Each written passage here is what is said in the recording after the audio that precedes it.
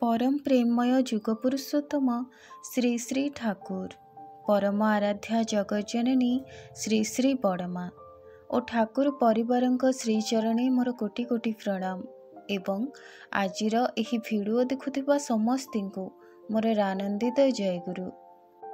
आजिर इष्ट प्रसंग शेष पर्यंत शुणा को चेष्टा करिवे। जदि भिडियोटी भल लगे तेबे चैनल को सब्सक्राइब करने पई भूलिबेनी। भक्त माने ठाकुर को अनेक थर परीक्षा करने को चाहिए। ठाकुर मध्य निजर भक्त मान को अनेक बार परीक्षा देइछंती, हेले तापरे मध्य भक्त मानकर मन बुझेना। सेपरी किछि घटना आजिर आलोचना मध्य देई आमे जानिबा। ठाकुरंकर बंधु किशोरी मोहन दादा से पूर्वरु श्री हरनाथ ठाकुरंकर भक्त थिले। से दिन किशोरी मोहन दादांक घरे नवान्नर आयोजन होइथाए। तेणु एहीपरि एक समय रे श्री हरनाथ ठाकुरंकर भक्त गोपन चंद्र दादा और किशोरी मोहन दादा मिसी श्री श्री ठाकुर को परीक्षा करने को चाहिए। तेणु परीक्षा करने उद्देश्य रे दुईटी स्थान रे पृथक पृथक भाव रे दुईटी आसन सहित भोग रखागला। गोटे भोग निवेदन करागला श्री हरनाथ ठाकुरंक नाम रे, आउ एक भोग निवेदन करागला श्री श्री ठाकुरंक नाम रे। भोग निवेदन करिसारी गोपन चंद्र दादा और किशोरी मोहन दादा अनेक समय अपेक्षा करी रहिले। यह भावी जे देखा जाऊ ठाकुर को न डाकिले भी से आसी एही निवेदित भोग खाउचंते कि ना। ताहा पुणी ठाकुरंक पई निवेदित होइथिबा भोग को ही ठाकुर जानी पारुछंते कि ना। हेले अनेक समय होइगला किंतु ठाकुर आसिलेनी। तेणु गोपन चंद्र दादा को पठागला ठाकुर को डाकी आनिबा पई। गोपन चंद्र दादा ठाकुर को डाकिबा पई तो गले, किंतु ठाकुर को पाइलेनी। तेणु फेरी आसी देखंती तो ठाकुर किशोरी मोहन दादांक घरे। एही सबुर परे ठाकुर किशोरी मोहन दादा को कहिले, किरे डाक्तर आज तो भारी आयोजन, मते खाइबाकू देबनी। एहा सुनी किशोरी दादा कहिले, हाँ खाओ ना। तापरे ठाकुर कहिले, सतरे खाइबी ना कौन, तेबे एठी तो देखुची दुईटी भोग थाली रखा होईछि, केउटा खाइबी। किशोरी दादा कहिले, जेउटा इच्छा हेउछि खाइबाकू सेईटा खाओ। ठाकुर किंतु कहिले नाई, केउटा खाइबी तुमे कहि दियो ना, नहेले परे पुणी तुमे राग करिबो जे। एतक कहि सारी श्री हरनाथ ठाकुरंक निमंते निवेदन करा जाइथिबा भोग थाळीरु ढांकणाटी काढ़ी ठाकुर हास्य मुखरे कहिले, हाँ एहाको खाइबिनी, खाइले तुमे निश्चय राग करिबो। एहा सुनी किशोरी दादा कहिले, ना ना राग करिबी काहेकि, तुमे खाओ ना। ठाकुर किंतु किछि न सुनी निज निमंते ही निवेदन करा जाइथिबा भोग थाली को ग्रहण कले। एहा देखि किशोरी दादा और गोपन चंद्र दादा दुहे आउ निज आनंदर अश्रु को रोकी पारि नथिले। आउ गोटे दिन किशोरी मोहन दादा रोगी देखि घर को फेरुथांती।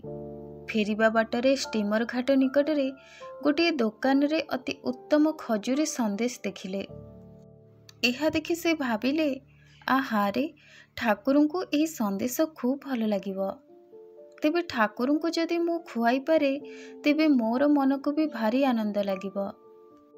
एपरि भाबी से संदेश दुईटी किणी आनिले ठाकुर पाई। तापरे घर को आसिले।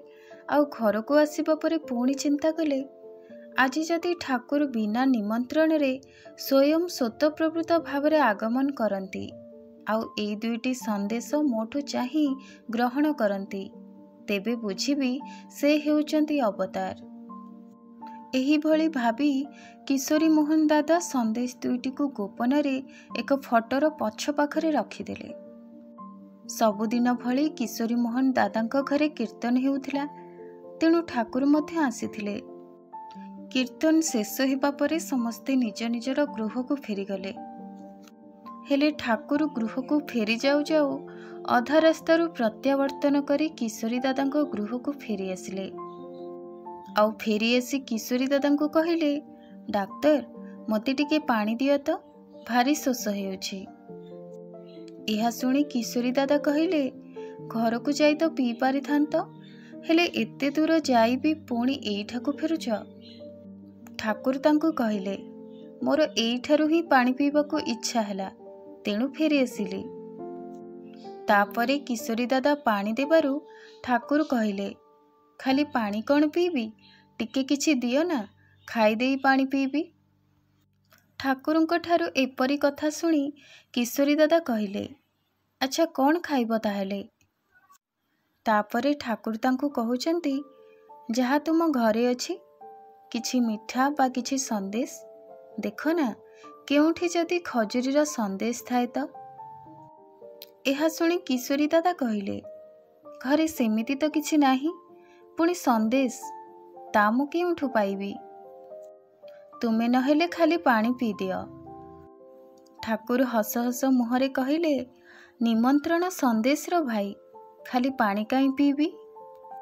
କିଶୋରୀ ଦାଦା କିନ୍ତୁ ସମ୍ପୂର୍ଣ୍ଣ ମନା କରିଦେଲେ। କହିଲେ, ନାଇଁ, ଘରେ ସେମିତି କିଛି ନାହିଁ। ଏହାରି ଭିତରେ ଠାକୁର ସ୍ୱହସ୍ତେ ଗୁପ୍ତ ଭାବରେ ଫଟୋ ପଛରେ ଲୁଚା ଯାଇଥିବା ସେହି ସନ୍ଦେଶ ଦୁଇଟିକୁ ବାହାର କରି ଆଣି କହିଲେ, ବାଃ, କି ସୁନ୍ଦର ଖଜୁରୀର ସନ୍ଦେଶ।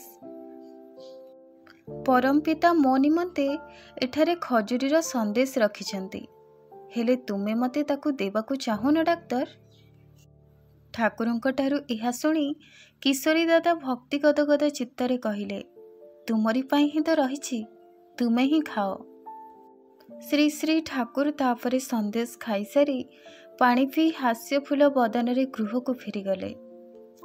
ଆଉ ଏପଟେ କିଶୋରୀ ମୋହନ ଦାଦା ଭାବିବାକୁ ଲାଗିଲେ, ସତ୍ୟ ହିଁ ଠାକୁର ସତ୍ୟ, ମୁଁ ହିଁ ନରାଧମ। ମୋର ମନ କି ବାଜେ, ଏତେ ପରୀକ୍ଷା କରି ବି ମୋର ଅବିଶ୍ୱାସ। କେତେ ପରୀକ୍ଷା କରିଛି ମୁଁ ଠାକୁରଙ୍କୁ, କେତେ ପ୍ରମାଣ ବି ପାଇଛି, ତାପରେ ବି ମନରେ ଏତେ ଅବିଶ୍ୱାସ କାହିଁକି? ମୁଁ ସତରେ ଗୋଟିଏ ପାଷାଣ୍ଡ। ଏହିପରି କିଶୋରୀ ମୋହନ ଦାଦା ନିଜକୁ ହିଁ ବାରମ୍ବାର ଧିକ୍କାର କରିବାକୁ ଲାଗିଛନ୍ତି। ଆଜିର ଆଲୋଚନା ଏଇଠାରେ ଶେଷ କରୁଛି। ରହୁଛି, ପୁଣି ଆସିବି ଏକ ନୂଆ ପ୍ରସଙ୍ଗ ସହିତ। ସେ ପର୍ଯ୍ୟନ୍ତ ଆପଣ ସମସ୍ତଙ୍କୁ ଜୟଗୁରୁ। ବନ୍ଦେ ପୁରୁଷୋତ୍ତମମ୍।